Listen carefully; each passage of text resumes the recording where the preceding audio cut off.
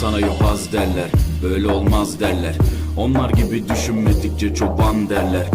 Biz Müslümanız, düşüncemiz hüsnü zandır. Bak istediğin güçle saldır, biz Rabbe müptelayız. İşimde Allah, dilimde Allah, zikrimde Allah, fikrimde Allah, aklımda Allah, aşkımda Allah, aslımda Allah, kanımda Allah. Hasbi Rabbi Cellallah, ma fi kalbi gayrullah, Nur Muhammed sallallahu